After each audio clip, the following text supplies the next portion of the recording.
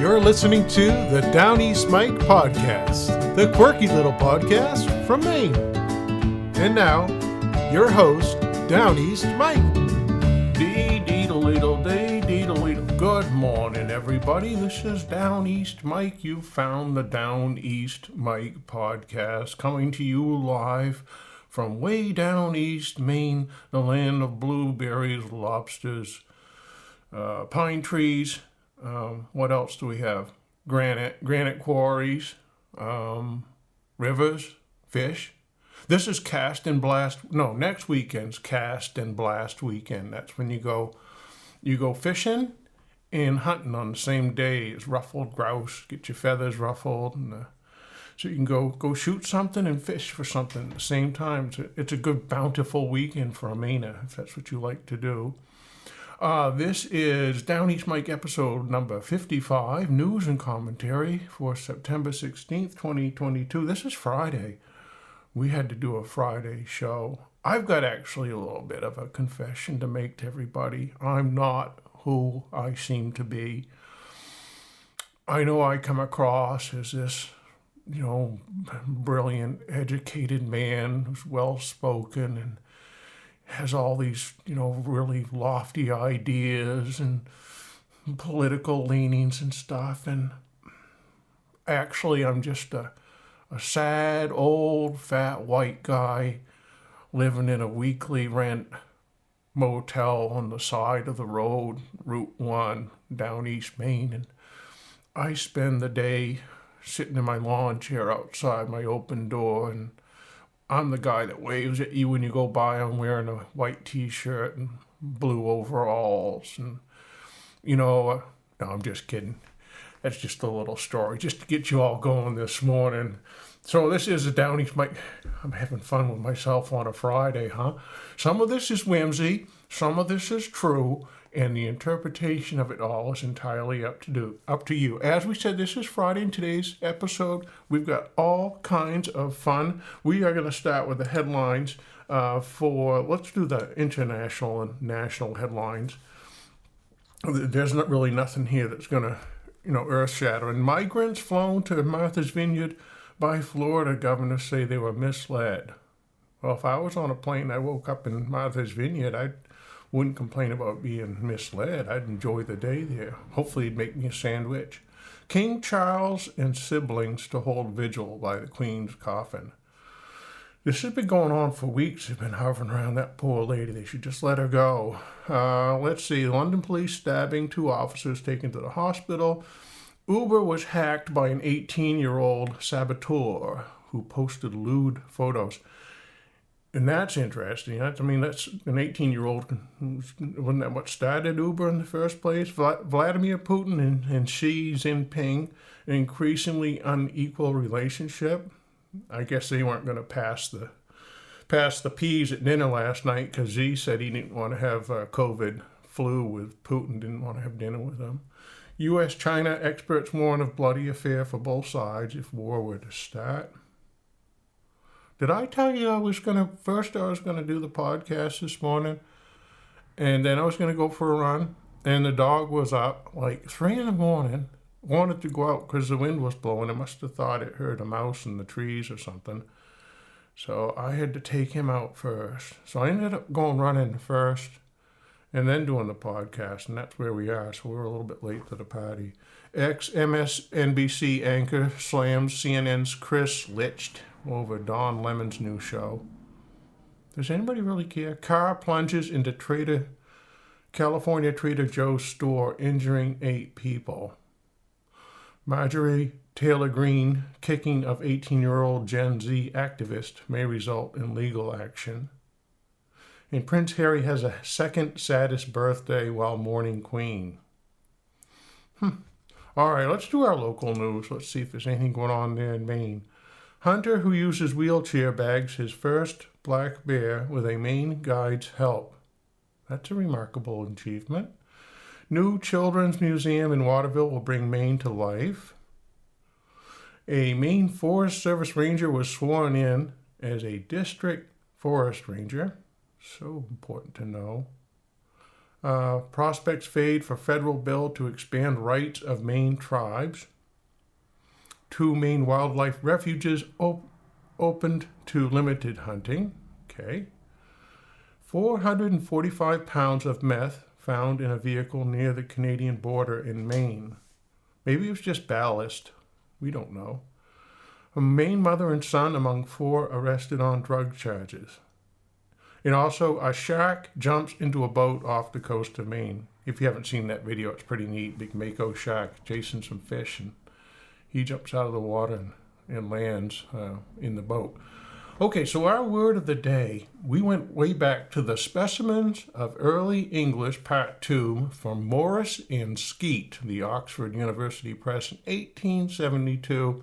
We think it's 1872. It was in those Roman numerals. We had to translate it. Grinneb, Grinneb. Sir F. Madden's note is, a verb is waiting after Gineb. We may probably supply it by so balefully he ginneth grew, or by some similar word, but this rather spoils the rhythm of the line. It's possible that Gineb equals howl, utter, send out, from A.S. Ginnin. What about Allen Ginsberg's poem Howl? Maybe it's something like that. To open or yawn. Or it may be miswritten for grinnep, which is not an inappropriate word, and is familiar to us from the expression in the Psalms, to grin like a dog, i.e. to grin with rage and spite, which is probably what I'm going to be doing the rest of the day. It's still more to the point to observe that there is, as it were, some authority for the grinning of werewolves, if we compare with the text the following quotation, Pi grinned for gladshim uchin toward ur, as woad wolves pet fannin of hare prey. That's the Old English. No wonder they had such trouble back then. They couldn't understand what they were saying to each other. The lion did both gape and grin. So we'll leave it at that. Grinneb or grin. That's a great little blurb of the day. Happy birthday today to Haley in Gorham, Maine. Haley will be 59. She's got a farm stand which has more views on Facebook than the corn that she sells, but she still sits there every day waiting for more customers. Happy birthday to Hazel of Camden. Hazel turns 22 today. She's well known in her community for her remarkably blue eyes, the color of which was used as a baseline for contact lens design back in the late 00s. Let's see. We have, on this day in 1974, we have beer can tabs are found inedible. The accidental swallowing of tabs and rings from beer and soft drink cans is becoming a serious medical problem, according to officials of the American College of Radiology of Chicago. Similar medical problems caused by the ingestion of swizzle sticks have been imported independently by 3 doctors in Houston. Beverage consumers have swallowed the aluminum pull tabs and rings which lodged in the esophagus or gullet and required emergency surgery for their removal. Now, we often don't think about our gullets too much. We usually think about like pelicans and their gullets, but we have gullets and we should not put beer can tabs in it.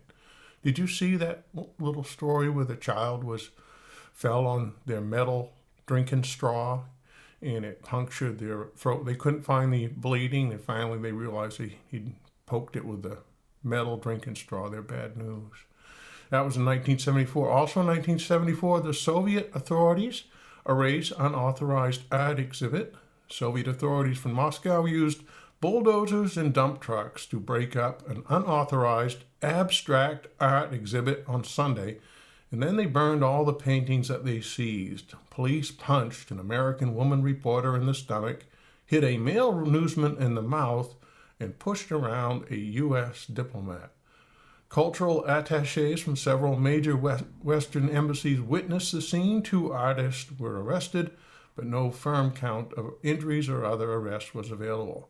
4 bulldozers, almost blade to blade, roared down the field and paintings were flung into trucks on top of heaps of dirt.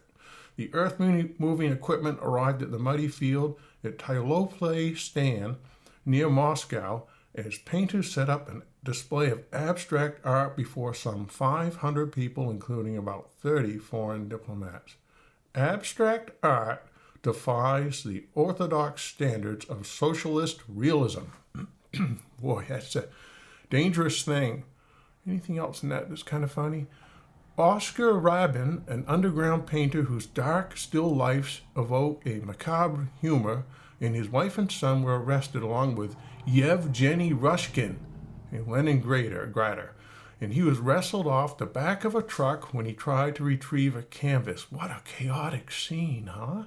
New York Times correspondent Christopher Wren was clouted by a man in civilian clothes as he tried to take a photograph. Maybe that was a young Vladimir Putin. The blow chipped a tooth. Wren was then seized by two men, while a third punched him in the stomach and kidneys. Lynn Olson of the Associated Press was hit hard in the stomach and knocked to the ground when she tried to intervene. A plainclothes policeman drove his fist into her stomach, knocking her to the ground while uniformed officers looked on. She had the wind knocked out of her, but otherwise was not hurt. U.S. Consul Leonard Willems was shoved hard by another man. What a chaotic scene. One young artist with a beard and glasses was tackled and slammed into the mud by four men, each bigger than he. Someone snatched a painting from his grip and sailed it like a frisbee into the back of a dump truck. A small police car drove off with two policemen sitting on somebody who was pinned in the back seat. Other people were hit in the kidneys and back of the neck as they were pushed into the cars. What is this KGB fixation with kidney punches? Also on this day, 1974, would-be Knievel's not faring so well. A 9-year-old Cary, North Carolina boy tried to clear a 2-foot-wide creek on his bike and broke both arms. Sad story. And in Indianapolis, Indiana, another 9-year-old lost control of his bike after leaving a launching ramp and skidded along the pavement on his face. They were both trying to emulate Evel Knievel, who is a motorcycle daredevil who failed September 8th in his attempt to clear the Snake River Canyon on his sky cycle. Oh, I remember those grainy images on the TV. One hospital in Chicago treated several youngsters for minor injuries just after Knievel's unsuccessful attempt. They said they're trying to imitate him, taking off ramps on their bike. There's been so much publicity. I guess the kids just have him on their minds. Get up in the morning, you think about, how can I out-Knievel? All right, let's see. We also have a nice ad from 1974. This one's from Dunkin' Donuts. This is how big the new Big Bunch bucket is. Now you can bring home a much bigger bunch of munchkins than ever before in the new Dunkin' Munchkins Big Bunch bucket. It's packed with 45 munchkins. 45 munchkins. So really, if you reach back in your feeble memory banks, do you remember munchkins being around in 1974? They really were. This is perfect for parties, picnics, families, and clubs, wherever there's a hungry bunch to feed. A big bunch of savings. It's got a kind of a hippie-looking flower child with Dunkin' Munchkins on the cover, and that was in Bangor, at Presque Isle and Ellsworth, Dunkin' Donuts, back when it was a real thing. At the Bonanza, you could get a Tuesday night steak dinner for $1.49 plus tip. Don't forget your tip. And they did it like it was a telegram. Flash, Bonanza serving super steak dinner for $1.49 stop. Ribeye steak, baked potato, tossed salad, Texas toast.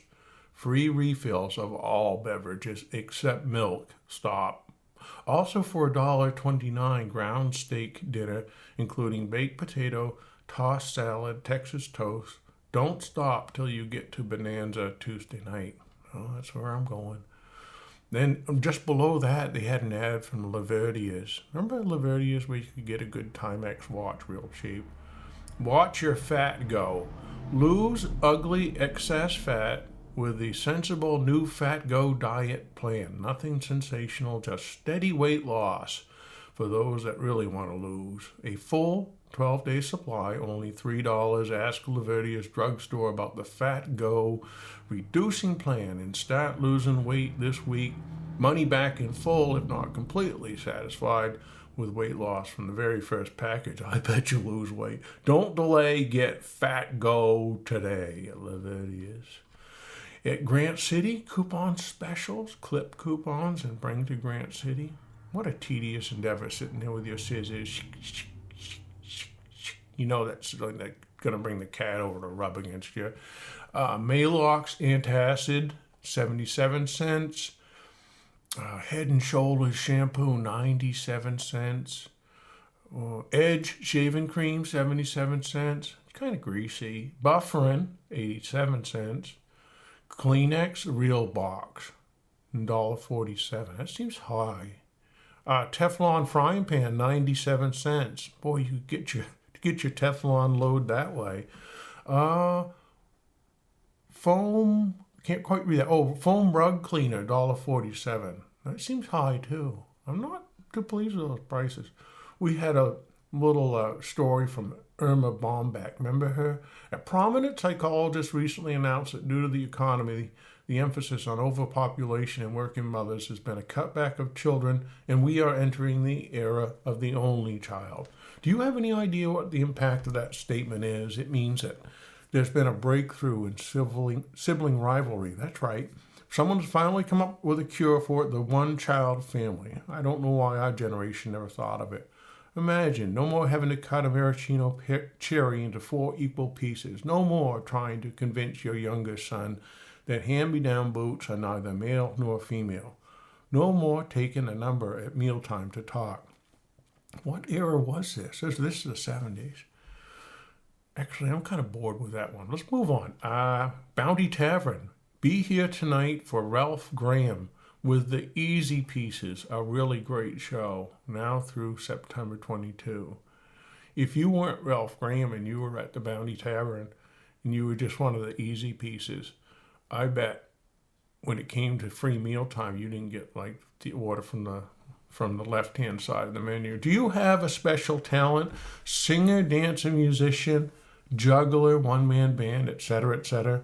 Then bring your talent to the Bounty Talent Night every Sunday starting October 6th, 7 to 9 p.m. Anything goes. For an interview, you can call Don, Jerry, or Susie, and we're going to give the number out, 947-8651 in the Sheridan Inn in Bangor. Well, if you were out for a movie on this day, 1974, you would have gone and seen Buster and Billy. It should have been a love story.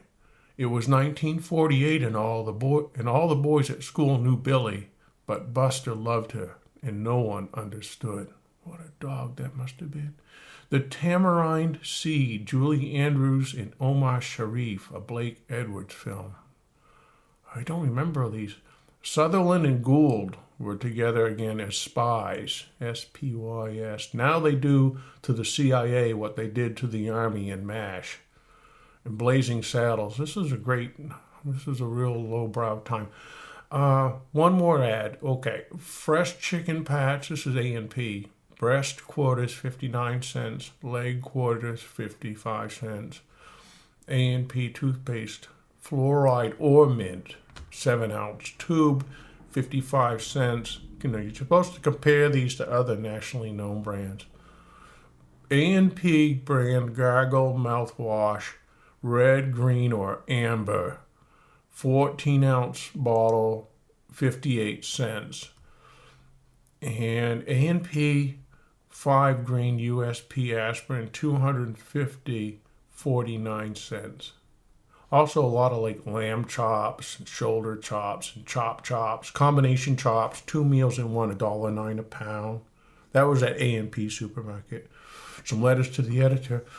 I found it hard to read the Jerry Elwell column since the whack she took at the hunters. However, being a nature lover, I succumbed. On the occasion of the stoned fox, it would seem to me the Elwell property should be posted as a game preserve. Possibly it would have protected the fox on a holiday when some folks are loose. But should the wild have been tamed in the beginning? I would think not, unless special precautions were taken to screen that property to protect the wildlife that apparently abounds. I think they're being tongue-in-cheek there. Another letter to the editor. Bernard Weinrub's feature in the New York Times of September 5th ought to be reprinted in every newspaper in America. This feature, which lucidly depicts the near-starvation conditions in Calcutta, India, should be in every American home. To read this feature creates a greater feeling of thankfulness in the truth-loving heart than any color television or expensive car could ever do. One child has an ice cream stick. After he has partaken of the contents, another child rushes to get the stick to lick.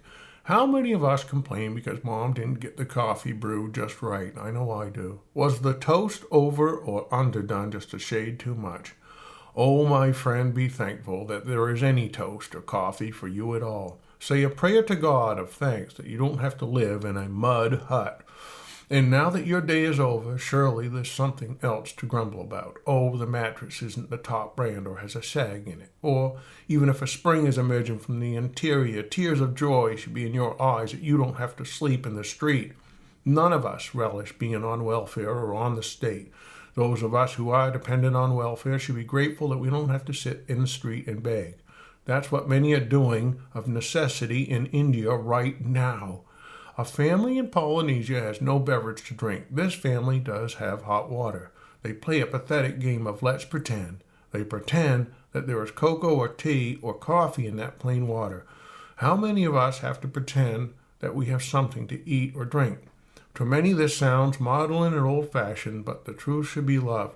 Truth is like a dear relative or sweetheart. You love your relative, friend, or sweetheart, whether they're attired in the latest fashions or the plainest clothes. The truth is we ought to be more and more thankful every day that we live in America. The truth is, the longer we live, the less we should complain. James M. Sweet.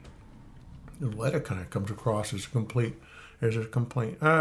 Let's see. Sailboat raised, taken to harbor Ram Island. A $30,000 sailboat which sunk in 30 feet of water here Thursday night after 4 crew members sought refuge on an island was salvaged Saturday, taken to Stonington.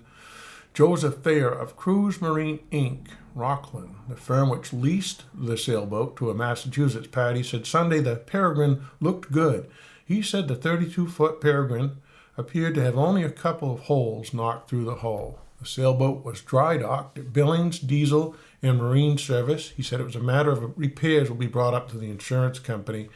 So 4 Massachusetts residents were rescued from an uninhabited Ram Island on Friday by a passing lobsterman after spending 2 nights and days there. The Coast Guard said Mr. and Mrs. Robert Sanders, both in their early 50s, Rodman Nichols, 32, and Linda Bartol from Marblehead, Mass., were uninjured from their experience of being shipwrecked. The cruise sailboat developed engine failure and jammed rudder after leaving Head Harbor, Isle of Haut, on Wednesday, and they drifted north to Ram Island. With heavy fog setting in and winds freshening, the crew decided to row to the island in a pea-pod. During the night, the craft dragged its anchor and pounded on the rocks until it sank in 30 feet of water.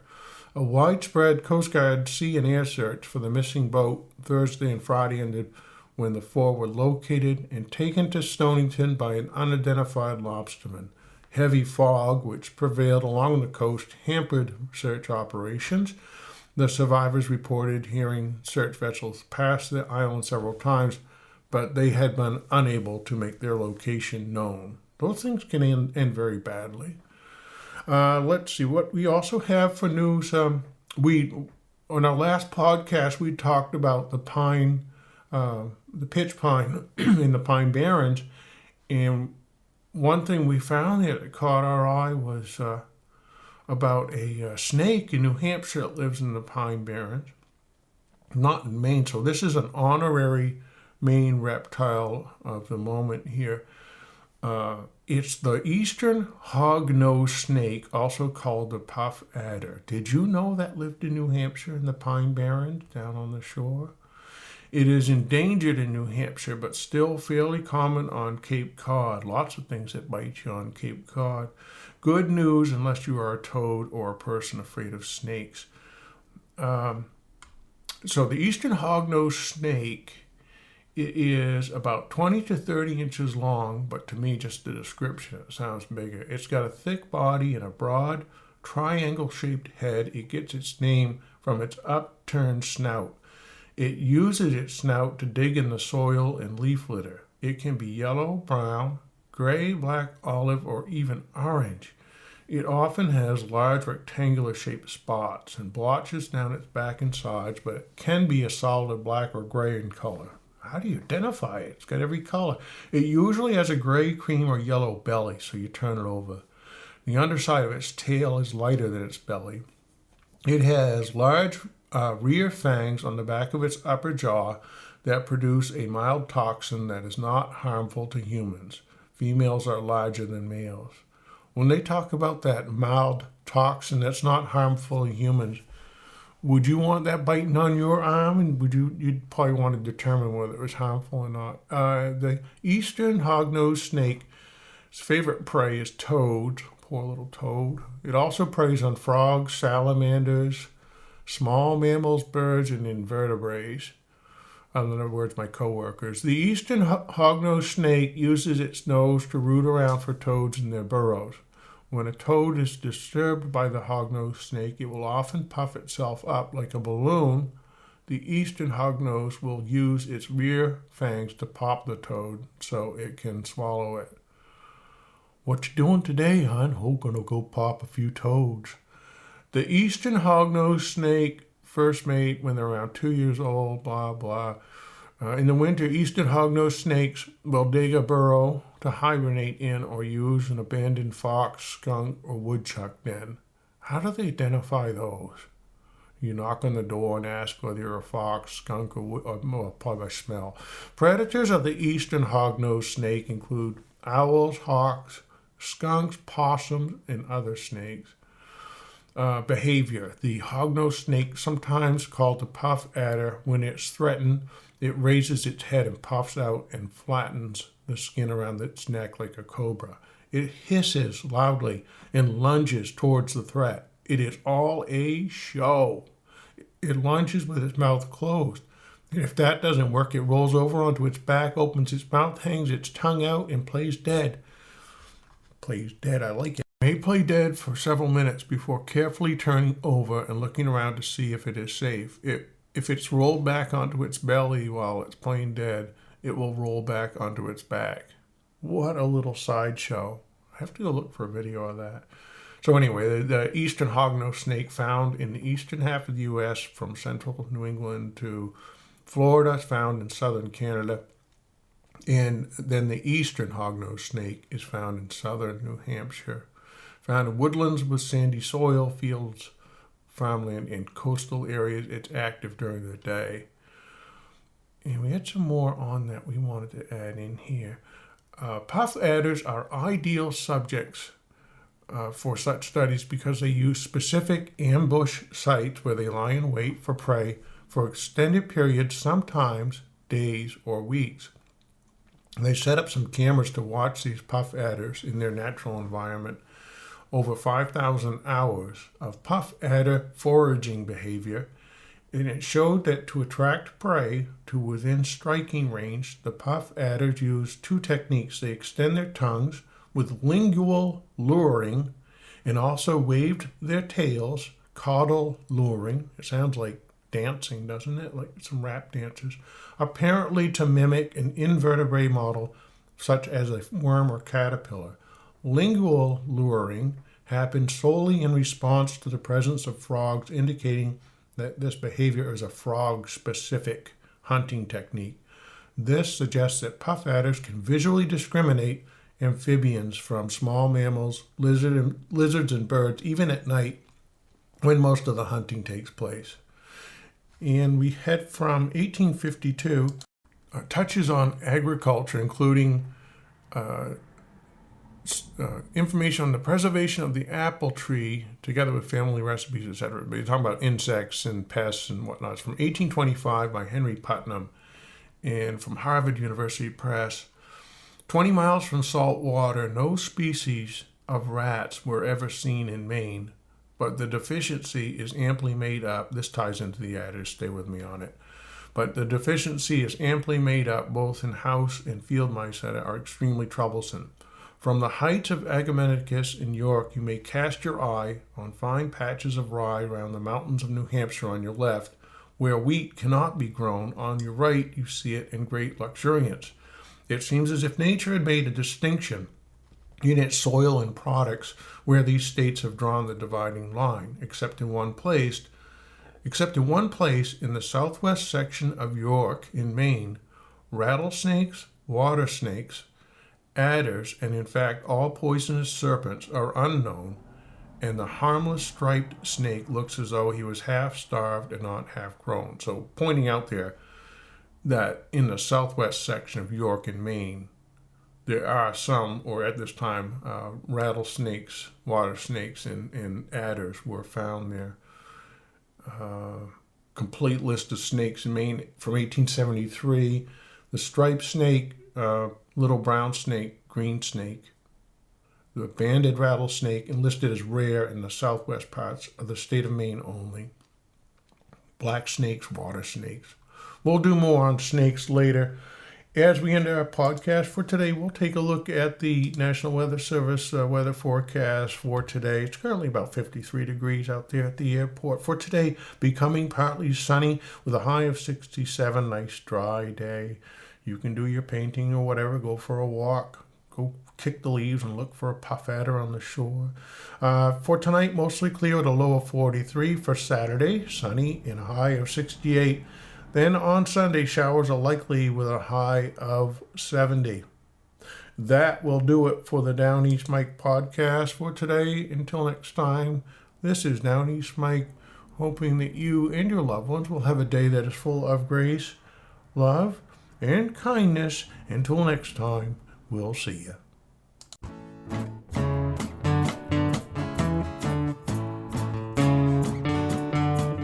Someone keyed my car door. I'm not so sure I want to live in Maine anymore. I'm driving to Vermont, where the hills are green and the people there are seldom mean, except when they're texting. Gonna learn to drive my motorcycle in the snow. Gonna climb those green mountains till there's nowhere left to go. Gonna paddle my canoe down the Winooski River. I'm driving to Vermont. I'm driving to Vermont. Brattleboro, here we go. Marlboro too. Wilmington and Dover, Jamaica, look at you. I'm driving in Vermont. I'm driving in Vermont. I'm going to Peru and Dorset too. Gonna jump into Lake Champlain. Wash away the pain. Gonna learn to drive my motorcycle in the rain. Gonna climb those green mountains. I'll paddle my canoe down the Winooski River. I'm driving to Vermont. I'm driving to Vermont. Searsburg and Grafton, Athens too. I'm driving in Vermont.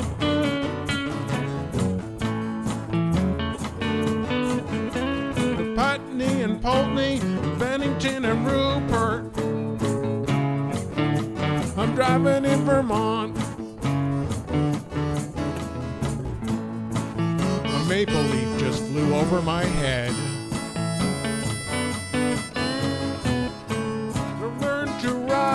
My motorcycle in the snow. Gonna climb those green mountains till there's nowhere left to go. Gonna paddle my canoe down the Winooski River. I'm driving in Vermont